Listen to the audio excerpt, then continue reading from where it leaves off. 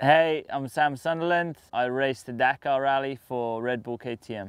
So yeah, my first experience of the Dakar in Saudi was, I was really amazed by the terrain and the sceneries that we passed, you know. I didn't realize they had that much variance in terrains, and yeah, really cool places to ride, and looking forward to discover a bit more next year. So yeah, in comparison to like the South American Dakars, on one side we missed a lot of the spectators and the fans that we love to see there in South America. When you go through Argentina or Bolivia, or the thousands of people, you know, they really add to the spirit of the race.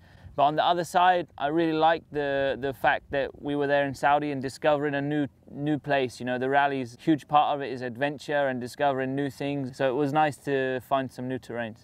Yeah, so coming into Dakar 2021, I certainly feel strong and ready. And you know, once you've tasted the victory, is your only goal is to try to rematch that. You know, otherwise it's better luck next year. You know, whatever it is. So definitely going there with that in mind, and also after not finishing last year, I definitely want to arrive to the finish and try and stay safe. I had a really good feeling there last year with the terrain. Living here in Dubai 10 years, it's quite similar. So I really felt confident with the speed and the terrain, and just come unstuck with a little issue that, you know, I got caught out by. And yeah, I think coming into next year, it'll be the same guys gunning for the top spot, like it always is, you know. During the last years, it's grown more and more, and I think there's probably around 10 guys now that can win. So yeah, may the best man win.